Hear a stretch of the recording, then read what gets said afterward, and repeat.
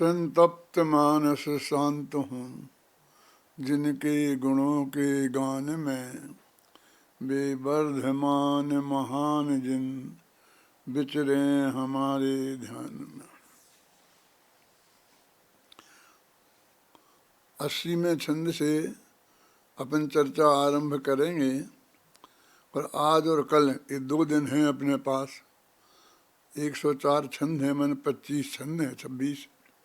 तो इन 2 दिन में अपन को इसको पूरा करना है। अभी तक जो 79 छंद में अपन ने चर्चा की है और उसमें हम इस पे पहुँचे हैं कि केवली भगवान ने जाना है, सब कुछ नक्की है, उसमें कोई फेरफार संभव नहीं है। तो 80वीं गाथा में निष्कर्ष के रूप में अभी तक की सब बात प्रस्तुत की गई है कि फेर फार करने की भावना उचित नहीं है। देखो,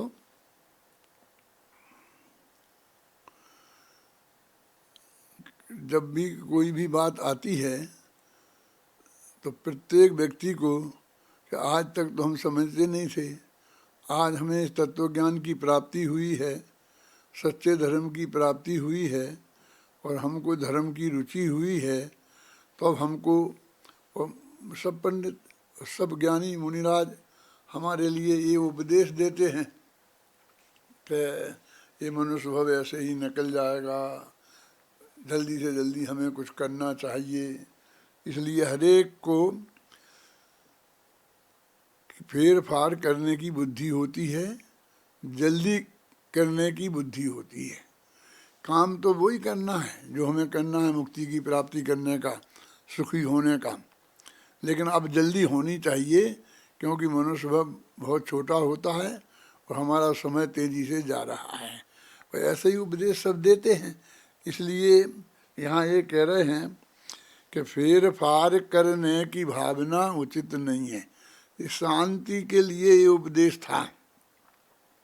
अब इसे फेर फार करके कोई ना कोई रास्ता निकाल कर, व्रत करके, उपवास करके, खाना छोड़कर, खाना खाकर, जैसे भी बने, जो भी हमसे बने, हम मुक्ति को जल्दी से जल्दी प्राप्त करें। तो कहते हैं ये भी एक आकुलता है और इसमें ये जल्दी करना भी कोई समझदारी का काम नहीं है। फेर फार करने की भावना उचित नहीं है, जो जैसा हो रहा सहज स्वीकार करो तुम। जगत में जहाँ जैसा जो परिणमन हो रहा है वो एक सुनिश्चित है और वो अनादि से अनंत काल तक का सुनिश्चित है और भगवान की वाणी में आया है। इसलिए उसमें फेर फार करने की बुद्धि नहीं करें और जो जैसा जहाँ हो रहा है उसे हम अत्यंत सहज भाव से स्वीकार करें, टेंशन करके नहीं। व्यर्थ विकल्पों से कुछ भी न होने वाला, आकुलता ही हाथ लगेगी और नहीं कुछ। अभी अभी 6 बजे सूरज डूबा है। अब वो सुबह 6, साढ़े 6 बजे के पहले कारणती से उगेगा नहीं। अब तुम कितनी ही कुछ भी आकुलता करो, उसके लिए जो भी प्रयास करना हो करो, कुछ जल्दी उग जाएगा। 12-1 बजे उग सकता है। आपके साथ आप क्या सोचते हैं, विचार करो। देखो, जब वो अर्जुन ने प्रतिज्ञा करी थी ना कि सूर्यास्त होने के पहले यदि मैंने जयद्रथ को नहीं मार दिया तो मैं अग्नि में जल के मर जाऊंगा।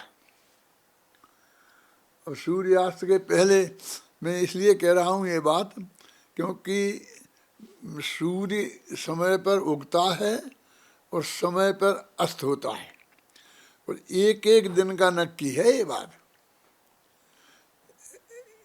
कल कितने बजे उगेगा, परसों कितने बजे उगेगा, नरसों कितने बजे उगेगा, और अब दैनिक अखबारों में रोजीना आ जाता है कि आज इतने बजे सूरज उगेगा और इतने बजे अस्त होगा। अब वो सब नक्की है और वो जैसे पत्रा होते ब्राह्मणों के पास होते हैं ना, तो उन पत्राओं में लिखा रहता है। माने वो एक एक दिन ऐसी नक्की नहीं है कि सुबह 6 बजे होगा बस हमेशा 6 बजे होगा, हमेशा नहीं। रोज एक एक दिन का अलग अलग नक्की है, और उसमें आप जान सकते हैं, उसे बदल नहीं सकते हैं। अब सूरज अस्त होने को आ गया और अर्जुन जयद्रथ के पास तक भी नहीं पहुंच पाया। उसे मारना तो बहुत दूर की बात है, वो छिप गया कहीं, वो सब महारथियों ने घेर के बीच में रह गया। ऐसी जगह अर्जुन नहीं पहुंच पाया। मैं ये बात इसलिए कह रहा हूँ कि उस समय ये प्रयास हुआ था कि सूरज थोड़ा रुक जाए, थोड़ी देर हो जाए सूरज में। तो उनके यहाँ तो भगवान सब कुछ कर लेता है, भगवान करता धरता है ही, वो सारा नियंता वो है। तो उनके तो भगवान ने उस सूरज को रोक दिया। अपने जैन धर्म में तो ये है नहीं। यानी मैं ये कहना चाहता हूँ कि बिल्कुल पक्की बात है कि हम ये रंच मात्र भी उस सूरज के डूबने में और उगने में फेरफार नहीं कर सकते। तो अपने क्या हुआ कि बादल आकाश में बादल ले आए और बहुत अंधेरा हो गया और ऐसा भ्रम हो गया कि सूरज डूब गया है। और सूरज डूब गया ऐसा समझ के जयद्रथ बाहर निकल आया, खुशी खुशी ख्याल में आया ना। तो बराबर फिर एकदम सूरज निकल आया, डूब गया, लगे बादलों से बादल हट गए, ये व्यवस्था हो गई। और फिर वो कहते कि हमारे देवताओं ने कर दी, ये कर दी, ये कर दी। मतलब ये है कि आखिर हमें भी नाश कहीं भगवान करता, लेकिन देवताओं ने कर दिया, कुछ ना कुछ तो किया। सूरज तो को नहीं रोका, क्योंकि सूरज नहीं रुक सकता परमात्मा, लेकिन देवताओं ने पानी के बादल तो ला सकते हैं, बादलों को तो ला सकते हैं। अरे भाई, जैसा सूरज की चाल में हम परिवर्तन नहीं कर सकते, ऐसे हम बादल में भी नहीं कर सकते हैं।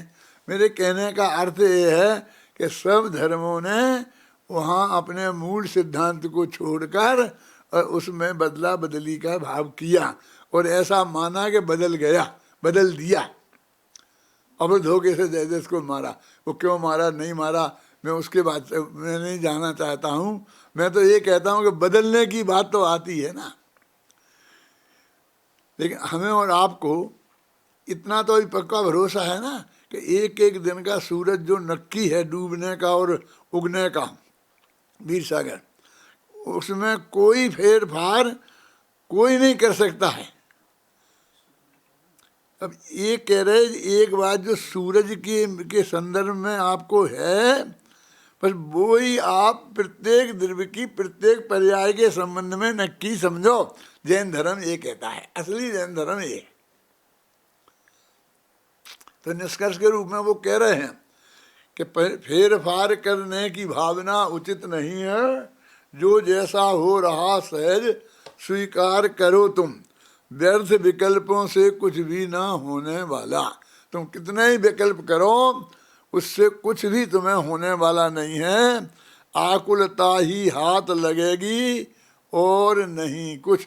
तुम उससे आकुल व्याकुल हो जाओगे, लेकिन तंच मात्र भी परिवर्तन जगत में होने वाला नहीं है। क्यों? अरे विकल्पों के अनुसार काम ना होते, क्योंकि हम जैसा सोचते हैं वैसा काम नहीं होता है। रोजाना सुबह से शाम तक हजारों विकल्प हम करते हैं और उनमें से 90% विकल्प बिल्कुल निरर्थक चले जाते हैं, उनके अनुसार कुछ भी काम नहीं होता।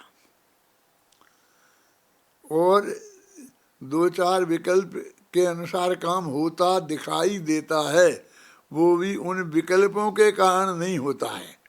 वो तो उस समय वैसा ही होना था और तेरे को विकल्प भी भाग्य से वैसा ही आ गया। इतना सा विकल्पों का सुमेल हो गया, कोई ना तो विकल्प बदले ना वो कार्य हुआ नहीं है। तेरे विकल्पों से रंच मात्र भी कार्य नहीं होता। अरे विकल्पों के अनुसार काम ना होते, अतः निरर्थक ही समझो तुम उनको भाई। इसलिए वो बिल्कुल बेकार हैं। यानी अभी तो हम कितने विकल्प करते हैं सुबह से शाम तक। अब वो भगवान कह रहे हैं कि उनमें रंच मात्र उनके अनुसार काम नहीं होता। जगत में यदि 2-4 दफे में कोई काम फेल हो जाए और ना होवे तो फिर हम उसे छोड़ देते हैं। हम किसी से कहें कोई काम की और वो नहीं करे, 1 दफे 2 दफे 3 दफे, कितनी दफे कहोगे, कब तक कहते रहोगे? फिर अंत में कह दोगे नहीं वो सुनता ही नहीं है, करता ही नहीं है, अभी मैं उससे बात नहीं करता। यही कहते हैं, यही प्रवृत्ति है ना। लेकिन इसके मामले में नहीं है।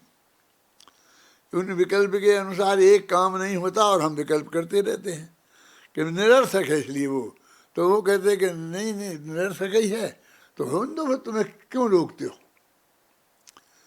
कहते भाई सार्थक भी है वो, तुमने जैसा विकल्प किया है उसके अनुसार तो काम नहीं होगा, लेकिन उन विकल्पों के कारण तुम्हें कर्म अवश्य बनेगा। बोलो, यानी हानि तो होगी, जो हानि होने वाली है वो तो पक्की होगी और काम रंच मात्र भी नहीं होगा।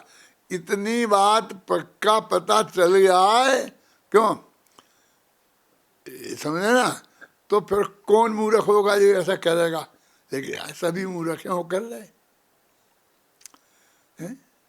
ये बन जाते हैं ना, ये तीर्थों पे जाते हैं कि इस कुएं में, इस कुंड में आप इतना पैसा डालो तो आपको इतना मिल जाएगा, ऐसा ऐसा कहावतें चलती हैं। तो मैं आपसे पूछता हूँ कि हम कहेंगे ये आप इसमें 100 का नोट डालो और हम कहें तुम जो मांगोगे वो हो जाएगा तुम्हारा। कहेंगे जो तुम मांगोगे वो काम गारंटी से नहीं होगा, और होएगा भी तो तुम्हारे नोट डालने से नहीं होगा। और तुम्हें इस पक्का भरोसा हो जाए तो तुम डालोगे कि क्या नुकसान है? नहीं होगा, तुम कह रहे नहीं होगा, अब कदाचित ये कह रहे होगा, कदाचित हो जाए चलो हम तो डाल देते हैं, तो हमारा क्या नुकसान? अरे 100 का नोट फ्री में आया है क्या? वो 100 का नोट तो जाएगा ना। जो तुमने विकल्प किया है, भाव किए हैं, वो भाव से जो दंड तुम्हें मिलेगा, जो कर्म बंधना दंड है ना, वो दंड तो तुम्हें गारंटी से मिलेगा और काम गारंटी से नहीं होगा। दो तरफा ये पक्की बात है। और यहाँ जितने लोग बैठे हैं ये इन सबको स्वीकृत है मेरी ये बात, और फिर भी दुनिया चल रही है, फिर भी सुबह से शाम तक विकल्प चल रहे हैं। कैसी विचित्र स्थिति है। बस ये जो बिल्कुल परम सत्य है, हाथ में रखे आंवले के समान, बस उसी प्रकार वो ही तुम्हें सहज भाव से स्वीकृत करना और मोक्ष का मार्ग खुल गया। बस कितना सहज, कितना सरल मुक्ति का मार्ग है, दुखों से छूटने का उपाय कितना सहज है। बोलो देखो, किंतु सार्थक भी कह सकते हो तुम उनको, कर्म बंध में बेनिमित्त होते हैं तुमको। ये बात समझे मेरी पक्की। अब ये कह रहे हैं कि ये बात जो हम आपको बता रहे हैं अनुभव से है सिद्ध।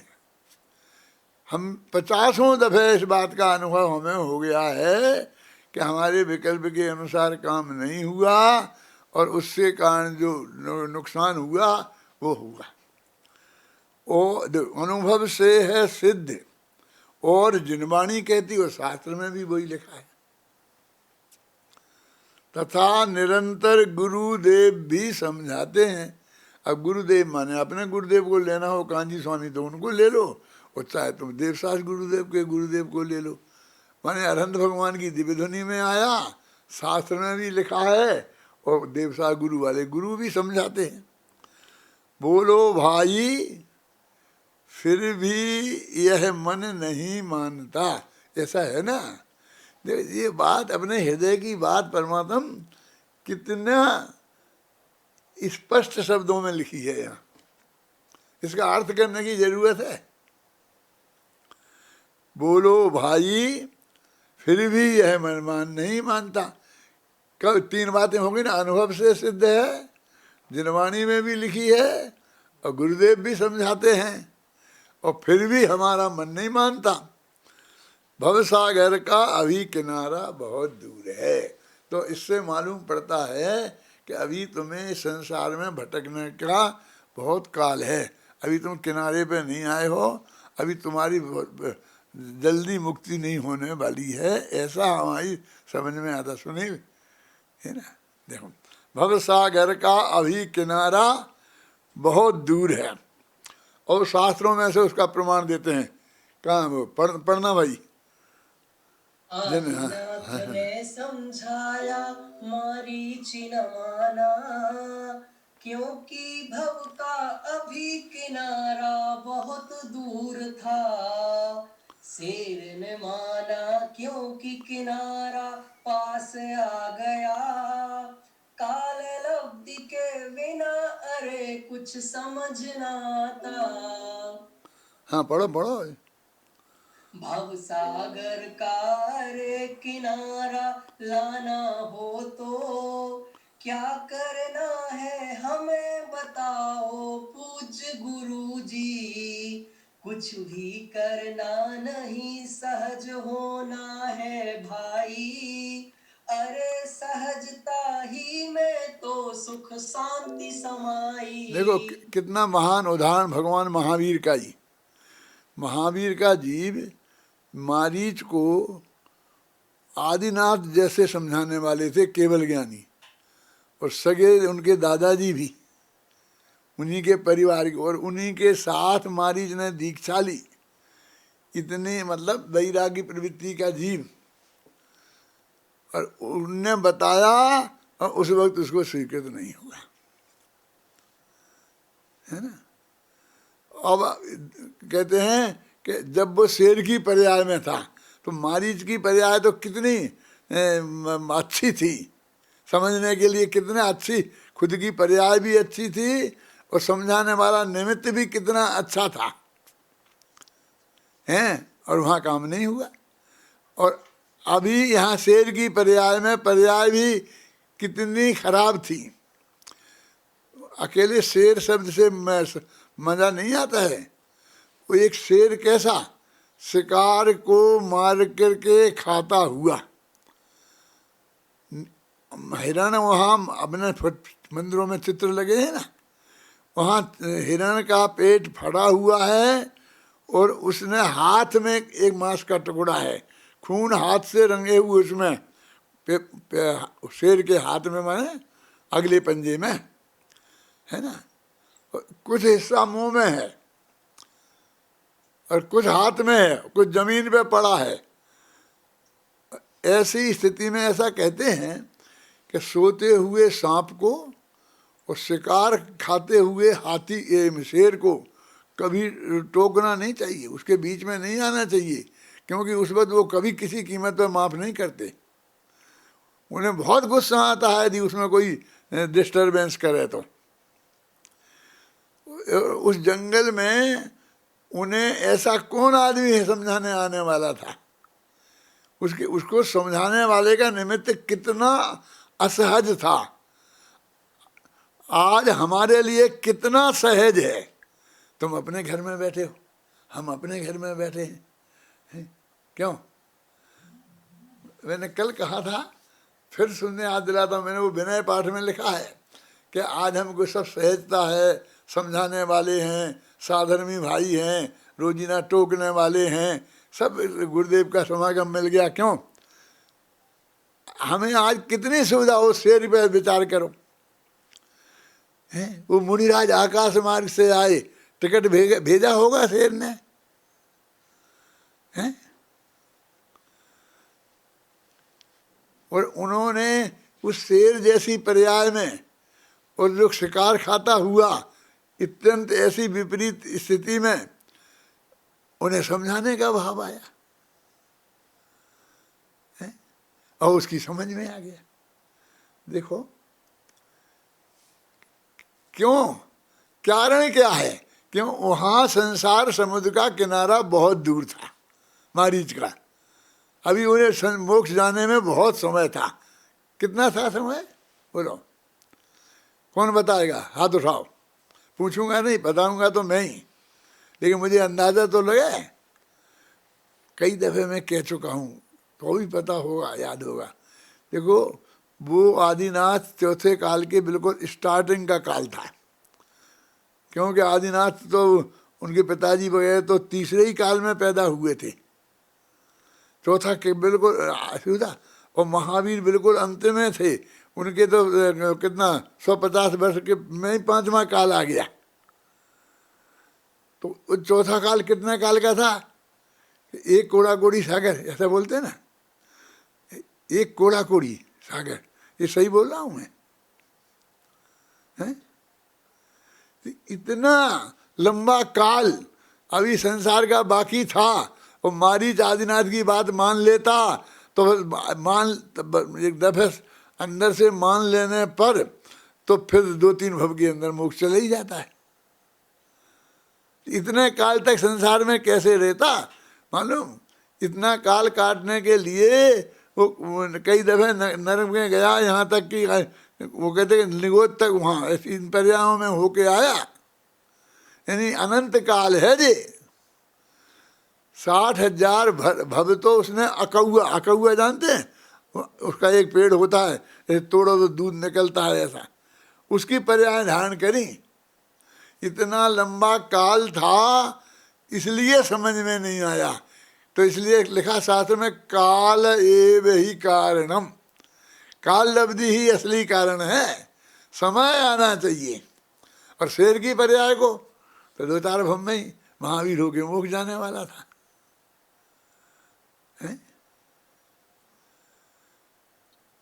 इसलिए ये पंक्तियों में ये बात लिखी, आदिनाथ ने समझाया मारीच न माना, क्योंकि भव का अभी किनारा बहुत दूर था।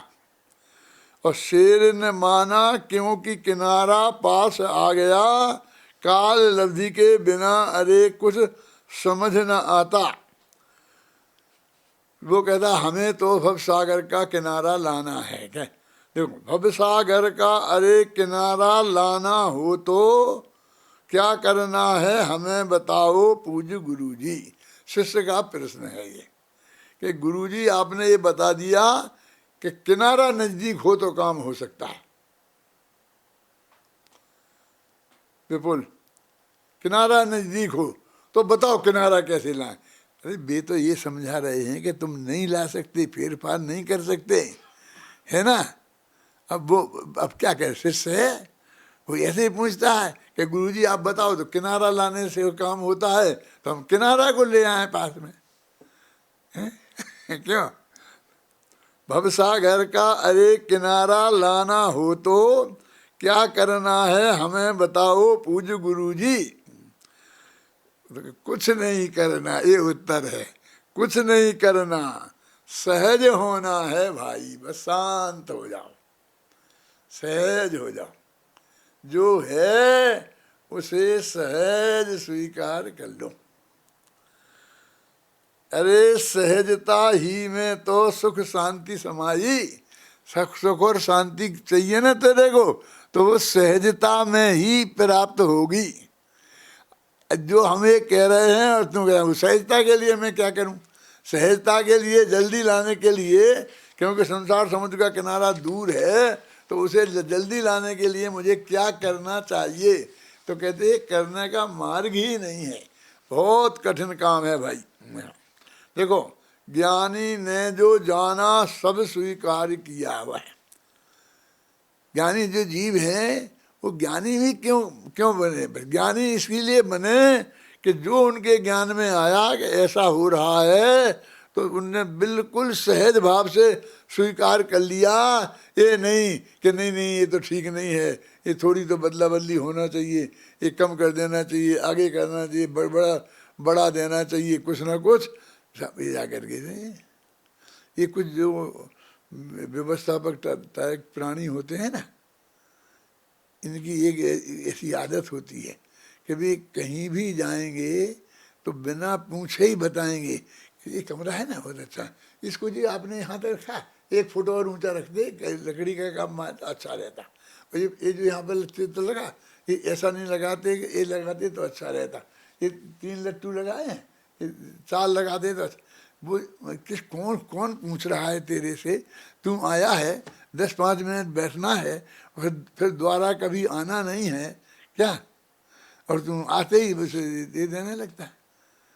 मेरे एक मित्र हैं बहुत अच्छे, अमेरिका में भी गए तो वहाँ जिस घर में जाते थे, मैं था वहाँ ठहरा, मैं वहाँ आ गए तो बस ये ऐसा कर दो, ये ऐसा कर दो, ऐसा कर दो, ऐसा कर दो, ऐसे ऐसे बना करने हर में मंदिर में। ये जो अब कुछ महाराजों को ये बीमारी लग गई, जिस गांव में चौमासा करते हैं तो उस गांव में ये बताते हैं कि ये ऐसा कर दो, ये ऐसा कर दो, ये ऐसा कर दो, ऐसे तोड़ दो, इसमें ज्योतिष के अनुसार सीख नहीं है, ये नहीं है। ज्ञानी ने जो जाना सब स्वीकार किया वह, उसमें कुछ भी संशोधन का भाव नहीं आया, उन्हें विकल्प ही नहीं आया कि मैं इसके बारे में यहाँ क्या होना चाहिए और क्या नहीं होना चाहिए। रहे एकदम शांत निराकुल, एकदम शांत रहे, कोई आकुलता नहीं हुई, और अपने में ही रहे, अपने में अपनेपन के साथ हो गए एकदम तन्मय, बस अपने में तन्मय है, उन्हें कोई मतलब ही नहीं है। अभी हम आए हैं 5 मिनट बैठेंगे फिर चले जाएंगे, और फिर हर जगह माथा मारते हैं। पर से एकदम भिन्न न उनमें कुछ कर सकता, यद्यपि अपने भावों को मैं ही करता हूँ। देखो, पर में तो मैं कुछ कर ही नहीं सकता, उसमें तो वो वज्र की दीवार है, ख्याल में आई ना, उसमें तो मैं कुछ कर ही नहीं सकता। और अपने में यद्यपि मैं अपने भावों का कर्ता मैं ही हूँ, एक देव दूसरे देव का कर्ता नहीं है ना, पर अपने में भी कुछ करने का भार नहीं है। चलो अपना तो निपटाना पड़ेगा कि नहीं, वो होता है वो होएगा, जो कुछ होना है पहले से ही नक्की है। आप चाहते हो आपके बच्चा पैदा हुआ है तो जल्दी से जल्दी बड़ा हो जाए, है आपके पास कोई ऐसी दवाई है, ऐसी कोई तरकीब कि वो 5 वर्ष में 25 वर्ष का हो जाए? है? जब वो 25 वर्ष का हो जाता है तो कहते मैंने ऐसे बाल पोछ कर पढ़ा लिखा कर 25 वर्ष का किया, विद्वान बनाया, एकदम गौरव के साथ कहते हो। तो मैंने कहा भाई साहब आपने बनाया इसे 25 साल का आपने किया? कि हाँ। कितने दिन में किया? कि 25 साल में। 25 साल में तो वो अपने आप ही 25 साल में तो 25 साल का वो अपने आप ही हो जाता। तुमने क्या किया बोला? एक भाई थे, ऐसे बुजुर्ग थे, बड़ी लंबी उम्र हो गई थी, स्वस्थ थे, तो लोग आजकल इंटरव्यू लेते, हर एक से इंटरव्यू लेना है, हर एक को लेने का शौक है और देने वाले भी बहुत हैं कि उन्हें इंटरव्यू देने का शौक है, तो इंटरव्यू लिया। वो इंटरव्यू में बस क्या बिल्कुल बेवकूफ़ी की बातें पूछना, क्यों साहब आप जो बुजुर्ग हैं, इतना जिंदा हैं, आप क्या खाते हैं, क्या घूमते हैं, कैसे फिरते हैं, आप अभी तक जितने हैं इसके इतनी उम्र, लंबी उम्र का, इतना स्वस्थ होने का क्या कारण है? राज क्या है? आप वो बता दिए, जनता जानेगी तो उसको लाभ होगा, अनुकरण करेंगे वो। तो वो कहता है कि आप अभी तक, कि साहब अभी क्या, कि अभी तक मरे नहीं इसलिए जिंदा हैं। फैक्ट तो यही है, हम और आप सबका, हम हंसते हैं इस उत्तर पे, लेकिन बचली बात तो यही है ना। मर गए होते तो हम नहीं होते, नहीं मरे तो अभी हैं, जब मरेंगे तो मौत आ जाएगी तो आ जाएगी। हम तो उसमें से हैं कि चाहे लाखों वर्षों तक जीऊँ, चाहे मृत्यु आज ही आ जावे। यद्यपि अपने भावों को मैं ही करता हूँ, पर अपने में कुछ करने का भार नहीं है। ये बहुत बिल्कुल सहज और सरल बात है। जो कुछ होना है पहले से ही नक्की है। अब ये विचार कर लो, साहब बैठ के अपन नक्की कर लो क्या करना, क्या करना, कि नक्की ही है, जो होना है नक्की है। विचार क्या करना है, जानना है, तेरे माथे पे विचार करने की ड्यूटी नहीं है। देखो, केवल ज्ञानी ने जाना पल पल का सब कुछ, सबका सबका और पल पल का एक एक समय में क्या क्या होगा वो सब केवल ज्ञानी ने जाना है। भावी में भी जो होना वह भी है जाना, और भविष्य में क्या होगा ये भी जाना है। वह वैसा ही होगा उन्होंने यह भी जाना। देखो क्या तीन बातें कही कि उन्होंने भविष्य में होगा वो जाना, क्या होगा ये भी जाना, और वैसा ही होगा उसमें कोई परिवर्तन नहीं हो सकता ये भी जाना। अतः हमारे माथे पर कुछ भार नहीं है। यदि ऐसा सच्चा निर्णय हो जाए तो फिर हमारे माथे पर कुछ भार रह सकता है, लेकिन नहीं है इसका मतलब हमने नहीं माना है। न सच्चे देव को माना, न गुरु को माना, न जिनवाणी को माना, न अपने अनुभव को माना। न अनुभव माने प्रयोग में कई दफ़े हम असफल हो गए कर करके फिर भी वो सफलता नहीं मिली और फिर भी नहीं माना। वह सब स्वीकृत हमें सहज ही है ये जिनभर। वो शिष्य कह रहा है हे भगवान हमें ये बात अब बिल्कुल पक्की तरह सच्ची तरह स्वीकार है। ये मार्ग सही ये है, उसमें कुछ भी फेर फार का भाव नहीं है। अतः न कुछ भी करने की आकुलता भाई, अतः हमारे जीवन में सुख शांति समाई। समझ लो ज्ञानी धर्मात्मा खुद कह रहे कि हम तो बिल्कुल शांत हैं, हमने ये सब बात भगवान की वाणी से जानी, शास्त्र में पढ़ी, हमारे गुरु ने समझाया और हमारे चित्त को जम गई, इसलिए हमारी जीवन में अतः हमारे जीवन में सुख शांति समाई। भव सागर का अरे किनारा जिनका आता, जिनका संसार समुद्र का किनारा आ जाता है उनको ही तो सहज सहजता सहज सुहाती। ये है ना वो प्रवचन सार की 79वीं गाथा, 80वीं गाथा के पहले की ये गाथा पहले की है, उसमें ये बात है। देखो भव सागर का अरे किनारा जिनका आता उनको ही यह उनको ही तो सहज सहजता सहज सुहाती। 3 दफे तो सहज सहज आ गया और सुहाना फिर इसे बोलते हैं वो अलंकार अनुप्रास वगैरह। है अनंत सागर है अनंत संसार उन्हें ये नहीं कह रहे हैं कि जिन्हें नहीं सुहाती है उनका संसार अनंत है होगा, ये सजा नहीं सुना रहे कि तुम यदि नहीं मानोगे तो तुम्हें अनंत संसार में घूमना पड़ेगा। वो ये कह रहे कि अभी जिनका इस संसार में रहने का काल अनंत है उन्हें ये बात नहीं सुहाती है, ज्ञानी जन को तो सुहाती है, सहज स्वीकृत हो जाती है ना। है अनंत संसार उन्हें यह नहीं सुहाती, उनको तो यह दुनियादारी ही भाती है। उनको भी कौन है, उनको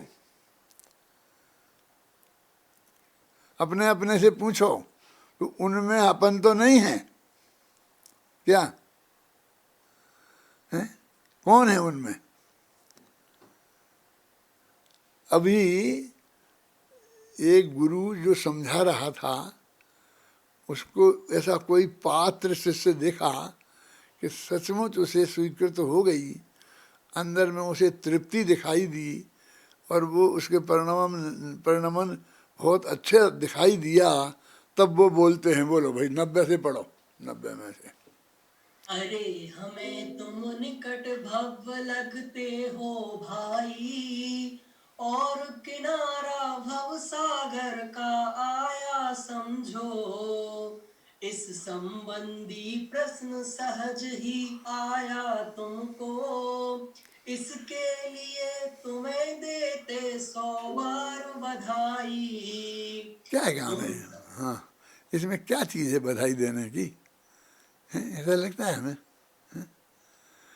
उस एक आदमी ने जो तुम समझा रहे थे, तुम्हारी बात एकदम उत्साह के साथ बिल्कुल सहज भाव थे, बिना छल कपट के, और स्वीकार कर ली, और तुमको ये लगा कि इसने बिल्कुल सच्चे दिल से स्वीकार कर ली है, तो इसमें 100 दफे बधाई देने की बात आ गई, इसलिए तुम उसका अभिनंदन करने लग गए, क्यों? हैं?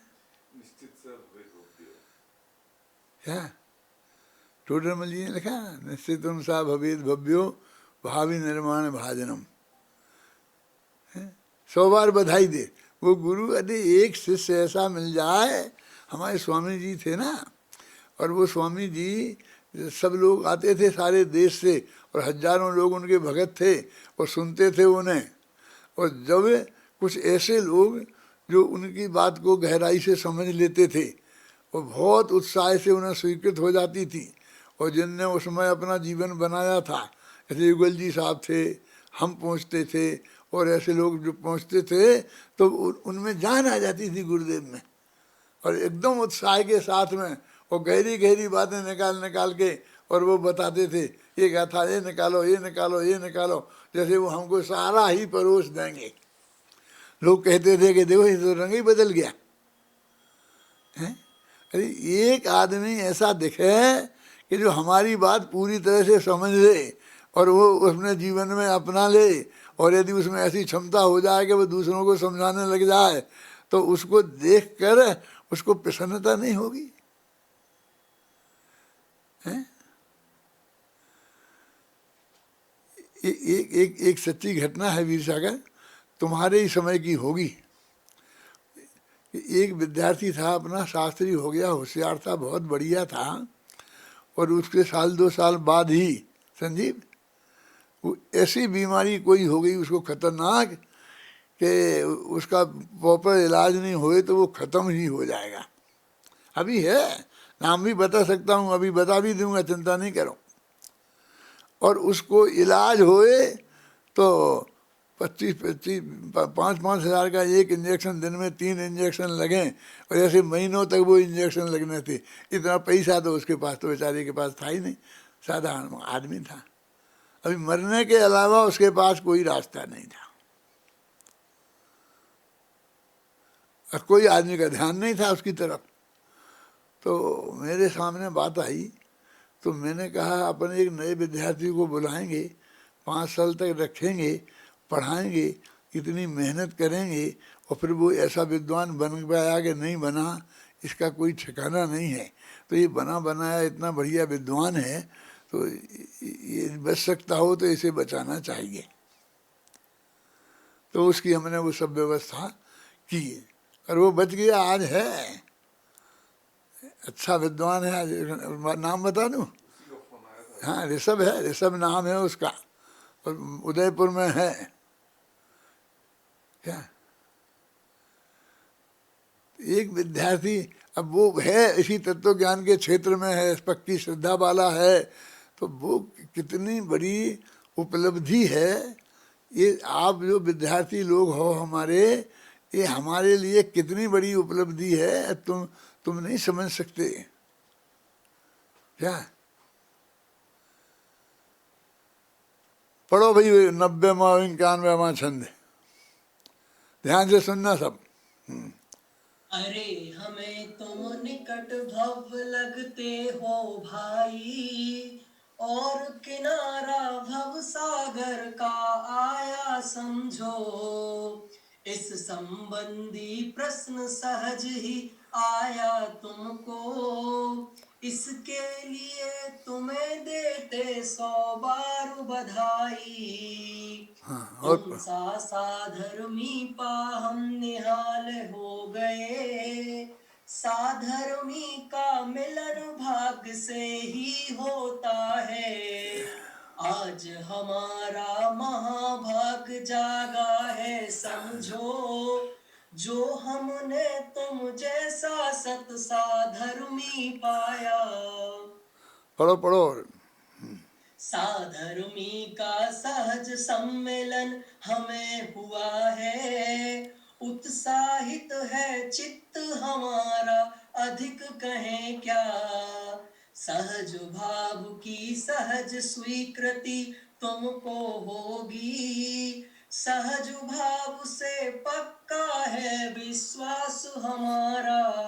देखो, एक हमको इतना भी भरोसा हो जाए किसी भी अध्यात्म की रुचि वाले को समझ लो, ज्ञानी को, धर्मात्मा को, कि ये सामने की बात समझ में आ गई, अब बाकी ये सब अनुकूल ही चलेगा और इसकी सब बात होगी, तो उसके अंदर में कितना उत्साह, एक साधर्मी के सम्मेलन का कैसा उत्साह होना चाहिए है? आज हमारा महाभाग्य जागा है समझो, जो हमने तुम जैसा सत साधर्मी पाया। साधर्मी का सहज सम्मेलन हमें हुआ है, उत्साहित है चित्त हमारा अधिक कहें क्या। सहज भाव की सहज स्वीकृति तुमको होगी। देखो ऊपर तक की तो है वाली क्वालिटी है, अब ये लेन क्या कह रही है कि अभी उसको इस सहज भाव की सहज स्वीकृति नहीं हुई है, मतलब वो अभी कच्चा ही पक्का है। वो पूरा पक्का होता तो कितना आनंद होता, उसकी आप कल्पना नहीं कर सकते हो संजीव। लेकिन अभी लक्षण दिखते हैं कि हो जाएगा। सहज भाव की सहज स्वीकृति तुमको होगी। सहज भाव से पक्का है विश्वास हमारा, और हमको ये ऐसा पक्का विश्वास है, और वो भी सहज ही है, वो किसी ने दिलाया नहीं है, किसी ने गारंटी नहीं दी। क्या ये छंद ऐसे हैं कि मुझको तो ऐसे कई दफ़े पढ़ूँ। अब आप लोगों को बर्दाश्त होंगे नहीं हो, नहीं तो मैं एक दफ़े और पढ़वाऊँ। पढ़ भाई तू वहाँ से 90 से 92 तक पढ़। अरे हमें तुम निकट भव लगते हो भाई, और किनारा भव सागर का आया समझो। इस संबंधी प्रश्न सहज ही आया तुमको, इसके लिए तुम्हें देते 100 बार बधाई। तुम सा साधर्मी पाहम निहाल हो गए, साधर्मी का मिलन भाग्य से ही होता है। आज हमारा महाभाग्य जागा है समझो, जो हमने तुम जैसा सत साधर्मी पाया। साधर्मी का सहज सम्मेलन हमें हुआ है, उत्साहित है चित्त हमारा अधिक कहें क्या। सहज भाव की सहज स्वीकृति तुमको होगी, सहज भाव से पक्का है विश्वास हमारा। सहज भाव से पक्का है विश्वास हमारा। ये जो है ना, वो कोई शिष्य सामने खड़ा दिखा नहीं था, है? वो शिष्य का जो टोडरमल जी का है ना, स्वयं प्रश्न उठाते हैं और स्वयं ही उत्तर देते हैं। ये स्वयं ही प्रश्न अंदर से उठा, बिल्कुल सहज भाव से। ये तो जब लिखा गया तब बाद में पढ़ा, तब उस पर हम रींझे। उस वक्त तो हमको ही पता नहीं चला हम क्या लिख रहे हैं, क्या हो रहा है ये, हैं? ऐसा नहीं दिखा कि भाई एक आदमी आया था, वो कौन है साहब बता दो हमें, जिसको देख के आपको ऐसा भाव आ गया है। हमारे चित्त में ऐसा साधर्मी आ गया कि हम इस बात को समझाएं और कोई आदमी सहज भाव से इसको स्वीकृत करने का आवे और वो ऐसी परिणति वाला हो, तो हमारी कितनी आनंद आएगी। और वो आनंद आ गया, वो हमने प्रकट कर दिया। क्या संजय भाई, हैं? सोचो क्या कितनी मार्मिक बात है, हैं? पढ़ो भाई आगे। बीतराग सर्वज्ञ देव की वाणी में जो आया है वस्तु स्वरूप वह परम सत्य है। उस पर भी विश्वास न हो तो फिर क्या बोले, उन्हें मानने का तो फिर क्या अर्थ रह गया। देखो इसमें भी क्या कितनी मर्म की बात है। क्यों संजीव हैं? गोधा, संजीव गोधा, देखो क्या क्या कह रहे, वीतराग सर्वज्ञ की ये वाणी थी, उसमें ये वस्तु का स्वरूप जो आया है वो परम सत्य है, और उस पर तेरे को विश्वास नहीं होता है, तो फिर तुझे वीतराग सर्वज्ञ का तू मानने वाला है, इसका क्या अर्थ है? बोल, ये पूछ रहे, फिर काय के मानते हो? फिर जय जयनाथ परम गुरु हो एक रोजीना रोजीना बोलने से क्या होता है? यदि उनकी सर्वज्ञता और वीतरागता पर भरोसा नहीं है, मेरा पूरा दोहा शतक इस पर समर्पित है कि उसमें लिखा है उनके स्वरूप की बात हम करते हैं थोड़ी, हैं कि जब ये वो सर्वज्ञता तेरी समझ में आ रही, वीतरागता तेरी समझ में आ रही, और वो सर्वज्ञ वीतराग की ये वाणी है, और वे इतने निस्वार्थ भावी हमारे गुरु हैं, और शास्त्र में भी क्लियर ये बात लिखी है, और फिर भी तुझे विश्वास नहीं होता है, तो हम क्या कहें? तेरे को उन भगवान को मानने का क्या अर्थ है? कोई कीमत नहीं है कि मैं तो सुबह शाम 2 दफ़े जाता हूँ, 2 घंटा सुबह लगाता हूँ, 3 घंटा शाम को लगाता हूँ मंदिर में, क्या कीमत है उसकी? देखो, पढ़ो आगे, आगे पढ़ो, बहुत मार्मिक है। केवल पूजा पाठ किए कुछ काम न होगा, अरे मानना होगा उनके मूल कथन को, भावी का भी सब नक्की यह मूल कथन है, इसमें मीन मेख करने से काम न होगा। क्या कह रहे? देखो, पूजा पाठ करने से कुछ काम नहीं होगा, तो कहते पूजा पाठ करने का विरोध कर रहे, ये शायद पंडित है जो पूजा पाठ करने का विरोध कर रहा। ये सिद्ध चक्र विधान हो रहा है, और सारे देश वाले आकर के और बहुत उत्साह से कर रहे हैं, और लाखों रुपया लिखा रहे हैं, और ये पूजा पाठ का विरोध करने लगे। देखो, केवल पूजा पाठ करने कुछ काम न होगा। अरे भाई, हम पूजा पाठ का हम विरोध करेंगे? हमने इतनी पूजने लिखी, क्यों? फिर इतने विधान लिखे, और हम पूजा पाठ का विरोध करेंगे तो इन्हें कौन कराएगा? फिर कौन पढ़ाएगा? हैं?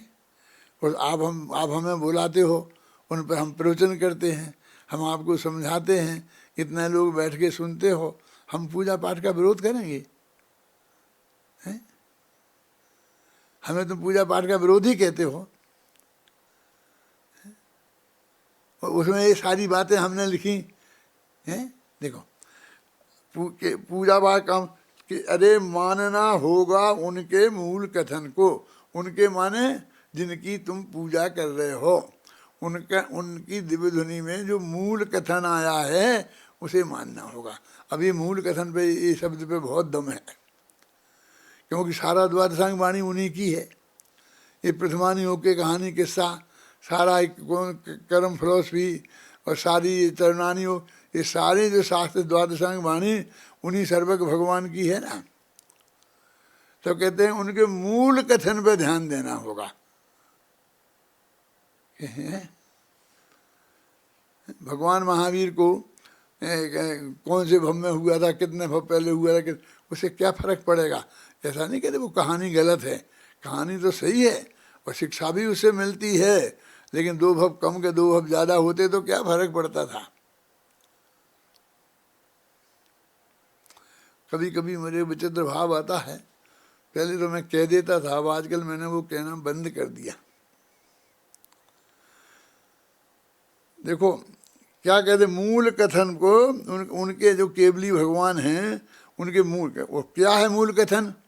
क्योंकि फिर तुम कहोगे यही मूल कथन है कि तीर्थंकर 24 होते हैं, चक्रवर्ती 12 होते हैं, नित्य नारायण होते हैं, ते होते हैं, नित्य होते हैं? ये नहीं है। तो क्या है? भावी का भी सब नक्की, यह मूल कथन है। पहली बात, एक बात, क्यों कि इससे हमारा जीवन प्रभावित होता है। ये भावी का सब नक्की है, और उसमें कुछ भी फेर फार संभव नहीं है। ये बात मूल कथन है, और ये पक्की है, एकदम नक्की है, ये मूल कथन है। तो ये इस पे तेरे को भरोसा है तो तेरा काम होता है। तेरी वृत्ति सहज हो जाएगी, सहज स्वीकृति आएगी तो सारा कर्तापन का विकल्प बोझा तो हट ही जाएगा, विकल्प भी बहुत कम हो जाएंगे और फिर आगे समय पा करके पूरे विकल्प टूट जाएंगे।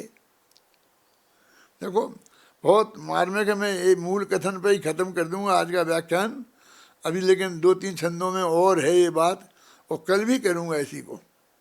देखो, केवल पूजा पाठ किए कुछ काम न होगा, अरे मानना होगा उनके मूल कथन को, भावी का भी सब नक्की यह मूल कथन है, इसमें मीन मेख करने से काम न होगा। ये मीन मेख करना क्या होता है जानते हो? क्या कह रहे हैं संजय जी? ये मीन मेख करने से काम नहीं चलेगा। ये मीन मेख करना क्या होता है? आप करते हो मीन मेख? हिंदुस्तान में ज्योतिषी है ना, तो 12 राशियां होती हैं। पहली राशि है मेष राशि और अंतिम राशि है मीन, और भी ऐसे गोल चक्कर में घूमती रहती है। मतलब तो कहते मीन, अब ये मीन है कि मेष है, कौन सी राशि है, अभी मैं जाऊंगा कि नहीं जाऊंगा, कि अभी तो सूर्य नारायण मेष राशि पे हैं, अभी मकर राशि आएगी, आप समझ गए ना।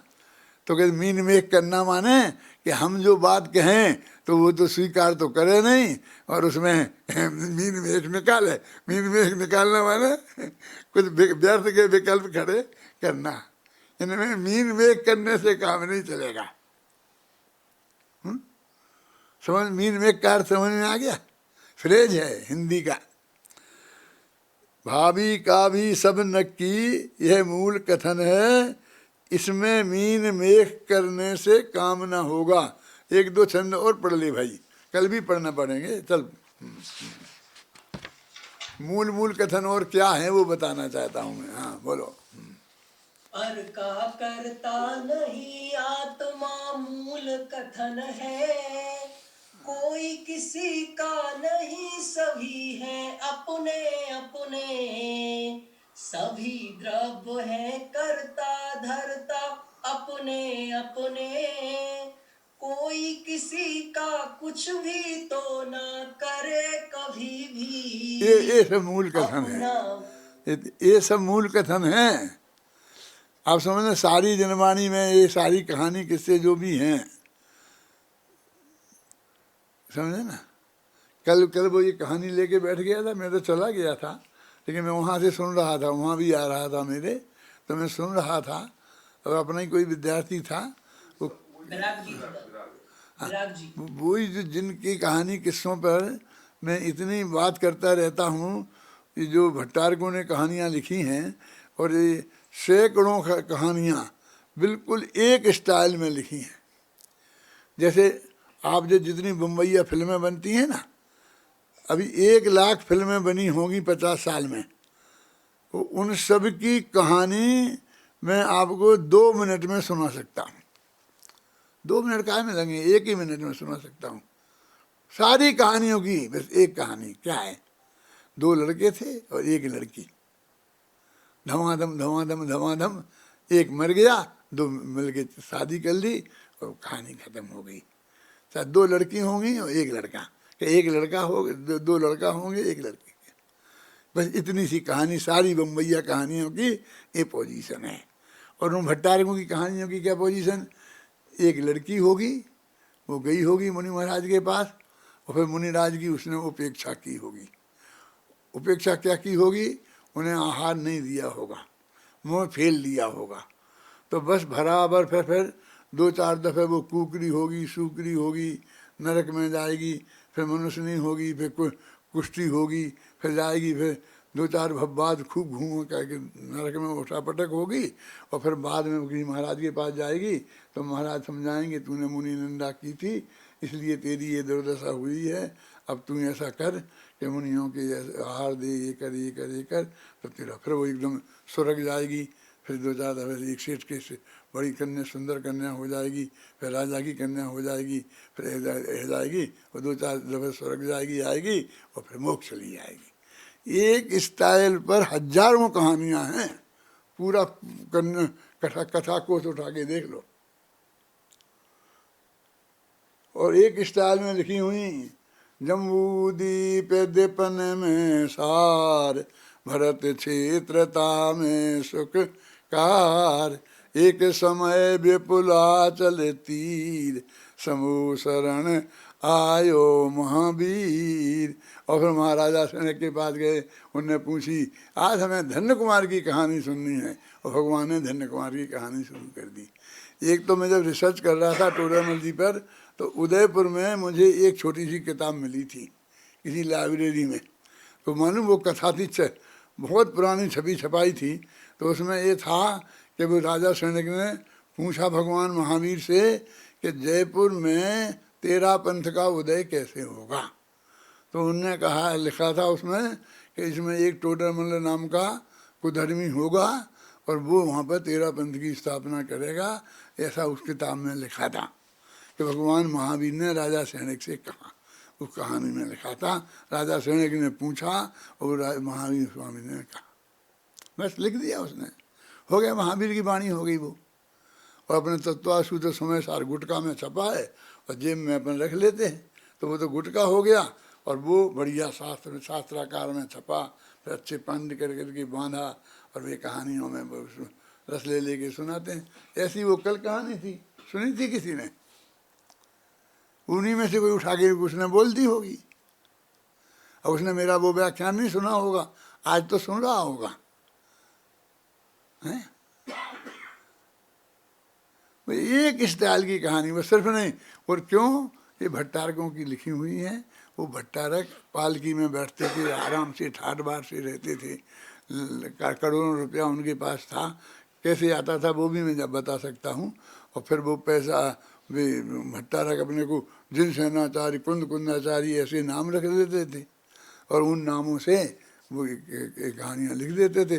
क्यों कि वे जी हमको निंदा नहीं करें, क्योंकि महिलाएं ही ज़्यादा कम डरपोक होती हैं, तो वे भोजन का आहार कराती हैं, तो आहार संकट में नहीं पड़ जाए इसके लिए उनने वो कहानी बना दी और वही सुनाते थे। तो महाराज ने बताया कि नहीं नहीं महाराज की किसी की निंदा नहीं हो जाए, और फिर उस चक्कर वो पड़ता था।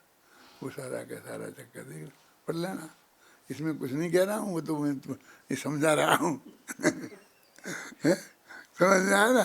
ऐसी कहानियाँ ऐसी लिख दी, तो वो देखो कितना लिखा, क्या क्या है, मूल कथन क्या है।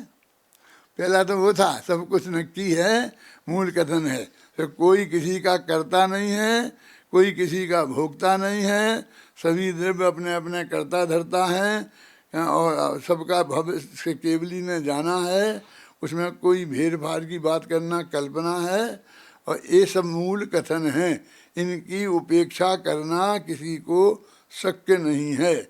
अब भैया 94, 95 और 96 में गाथा एक दफे पढ़ दे, फिर अपन खत्म करते हैं।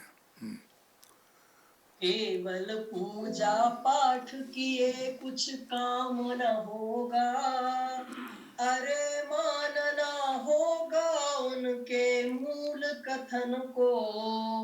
भावी का भी सब नक्की यह मूल कथन है, इसमें मीन मेख करने से काम न होगा। पर का करता नहीं आत्मा मूल कथन है, कोई किसी का नहीं सभी है अपने अपने। सभी द्रव्य है करता धरता अपने अपने, कोई किसी का कुछ भी तो ना करे कभी भी। अपना भविष्य भी जो केवल ने जाना देखा, उसमें भी कुछ फेर फार की बात कल्पना।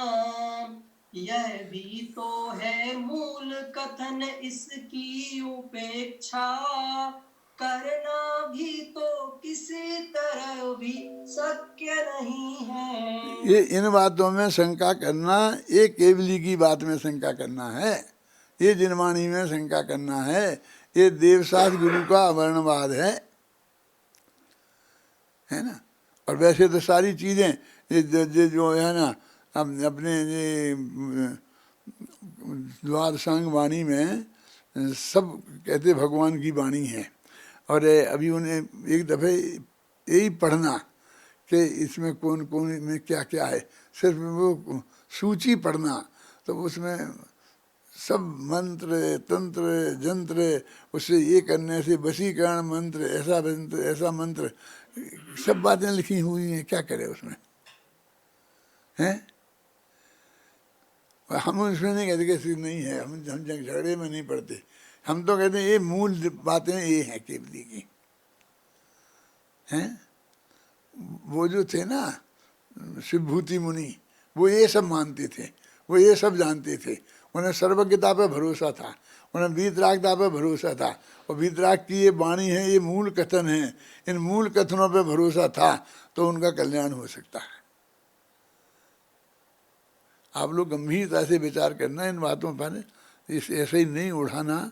और इसलिए मैं इसको केंद्रित पर किया है इस विषय को, इनमें भी लिखा है, और ये बहुत मार्मिक है, वस्तु का स्वरूप है, सच्चा स्वरूप है, अपना आत्मकल्याण की भावना से लिखा है, सोचा है, बोला है।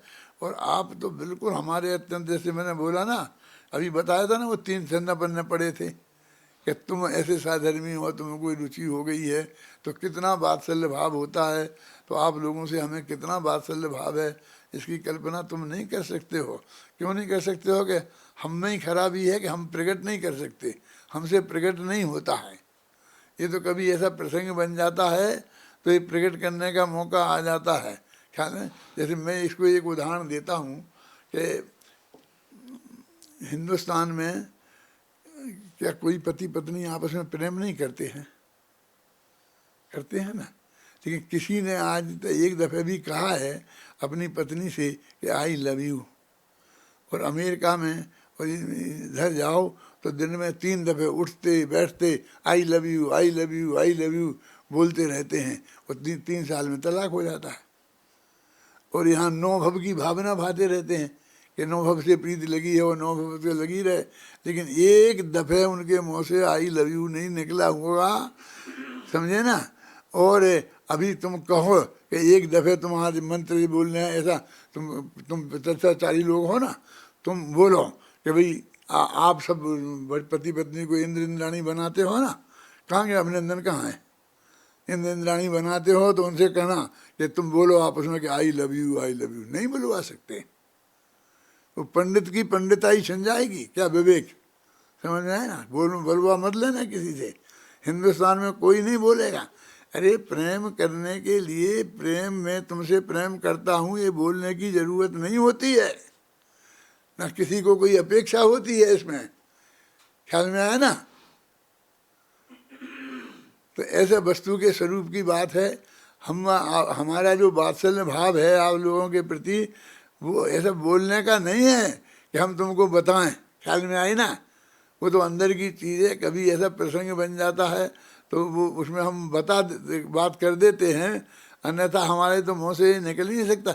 हमें तुमसे ये कहना पड़ेगा बीसागर हम तुमको बहुत चाहते हैं, बहुत, ये कहना पड़ेगा कभी हैं हैं। अगर बीसागर को ये भी कहना पड़ेगा कि राज साहब मैं तुम्हारी अभी, कोई कहने की ज़रूरत ही नहीं है, कहने की बातें ही नहीं हैं। ये तो अंदर से जो हमारा वो है वो होता है, जैसा होना चाहिए जैसा होता है, वो सारा जग जानता है। ऐसा थोड़ी है कि हमारी उसकी अपेक्षा कोई करता है।